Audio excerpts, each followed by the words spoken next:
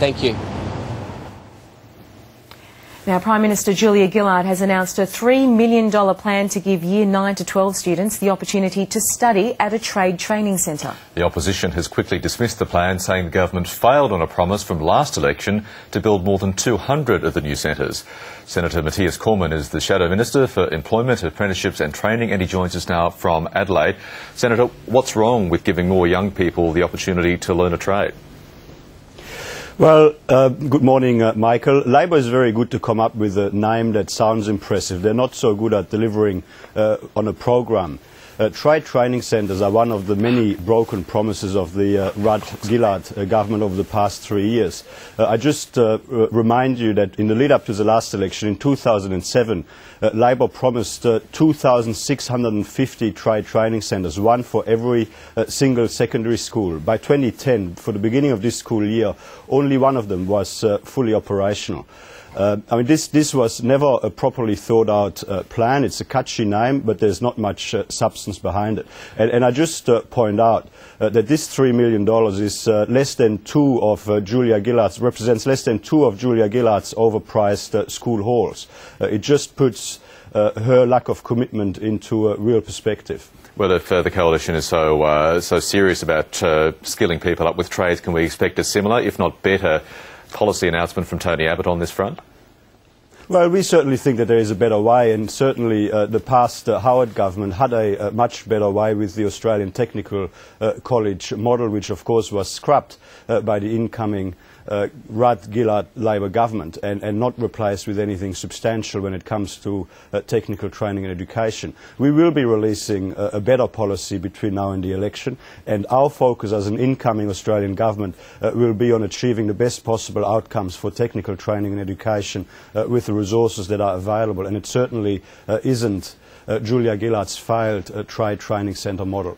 Isn't giving school students, kids while they're still at school, the opportunity to learn trades one of the best ways, or one of the quickest ways of overcoming a skill shortage, with many business leaders, including Heather Ridout from the Australian Industry Group, say that is the key handbrake, the key stumbling block to further economic growth in Australia?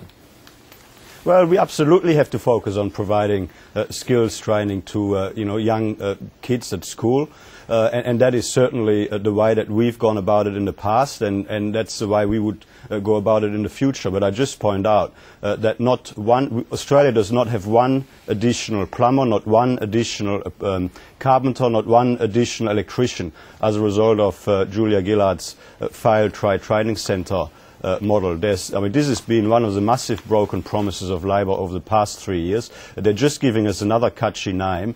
They're not actually putting any substance behind it. This trade training centre promise in the lead up to the last election was to invest $500,000 to $1.5 million in every secondary school. That is less than Julia Gillard is spending on many of her overpriced school halls. It just puts into perspective the lack of commitment to technical education, to high quality technical education and training by the Prime Minister. Looking at the broader election campaign, Cormann, do you agree with Michael Kroger, who told Lateline last night that essentially the coalition has failed to get traction in the election campaign so far because of the focus on industrial relations policy? Look, we're working very hard to put ourselves forward as a strong alternative government for Australia. We are putting forward our plans and our policies, and there's still a fair way to go until the 21st of August, and Australians deserve a better government than what they've been getting from this Labor administration over the last 3 years, and we would deliver that for them from the 21st of August. Are you frustrated, though, that Tony Abbott, as senior party figures like Michael Kroger admit, is struggling to get his head above the water so far? We're working very hard to present ourselves as a credible and strong alternative government, and there is absolutely no doubt that over the past 3 years Australians have had a bad government from the Rudd-Gillard administration, and we have got a very, very strong plan and a very strong team in place to deliver better government for Australians from the 21st of August. And just finally on that front, are you as an operative out in the field frustrated by the fact that a Liberal Party campaign office won't be open until today? It's taken the first, 4 or 5 days of the campaign to get such a crucial part of any campaign up and running. We have all been out there campaigning and putting forward our message to the Australian people for some time.